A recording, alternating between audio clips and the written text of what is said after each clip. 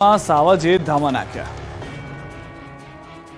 ડાલામથ્થા સાવજની લટારના દ્રશ્યો છાશવારે સોશિયલ મીડિયામાં વાયરલ થતા રહે છે। ત્યારે ઉનાના ગ્રામ્ય વિસ્તારમાં સિંહ આવી ચડ્યાનો એક વિડીયો સોશિયલ મીડિયામાં વાયરલ થઈ રહ્યો છે। રાતના સમયે શિકારની શોધમાં સાવજ રહેણાંક વિસ્તારમાં આવી ચડ્યો હતો। સિંહ આવતા ગામમાં રહેલા પશુઓમાં દોડધામ મચી જવા પામી હતી। સિંહની લટારના આ દ્રશ્યો સીસીટીવી કેમેરામાં કેદ થયા છે। દ્રશ્યોમાં જોઈ શકાય છે કે સિંહ ગામડાની શેરીઓમાં પોતાની મસ્તીથી ફરી રહ્યો છે।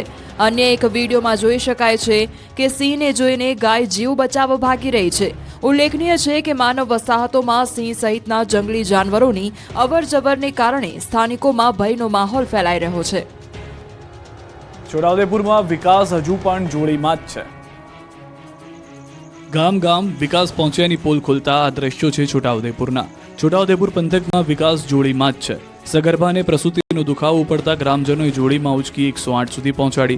નસવાડીના કુંડાના નોલિયાબારી ફળિયાની સગર્ભાને રાત્રે પ્રસૂતિનો દુખાવો શરૂ થયો તો રસ્તાના અભાવે 108 ગામમાં ન પહોંચી શકતા ગ્રામજનોએ 1 કિલોમીટર ચાલ્યા બાદ ખાનગી વાહનમાં સગર્ભાને લઈ જઈ ત્યાંથી 2 કિલોમીટર દૂર ઉભેલી 108માં સગર્ભાને પહોંચાડી દવાખાને લઈ જવાય। જોકે પાકા રસ્તાના અભાવે સમયસર હોસ્પિટલ ન પહોંચી શકતા રાત્રે સગર્ભાને મૃત બાળકોનો જન્મ થયો।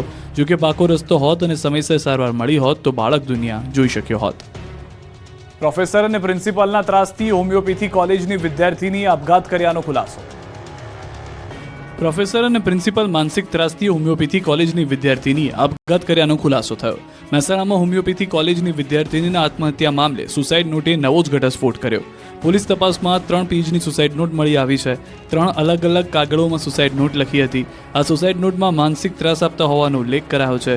વિસનગરના બાસણા મર્ચન્ટ કેમ્પસમાં આવેલી હોમિયોપેથિક કોલેજના પ્રથમ વર્ષમાં અભ્યાસ કરતી 19 વર્ષીય વિદ્યાર્થીનીના અપમૃત્યુ કેસમાં પોલીસને 3 સુસાઇડ નોટ મળી છે, જેમાં કોલેજના પ્રોફેસર, પ્રિન્સિપલ અને મંડળ દ્વારા તેણીને મેન્ટલી ટોર્ચર કરાતી હોવાનો આક્ષેપ કરાયો। પરંતુ કોઈપણ વ્યક્તિના નામ જોગ કે તેના ત્રાસથી આત્મહત્યા કર્યાનો ઉલ્લેખ ન હોવાનું પોલીસનું કહેવું છે। 5 આરોપીની ધરપકડ કરાઈ છે। આગામી સમયમાં ટ્રસ્ટીઓની પણ પૂછપરછ કરાશે।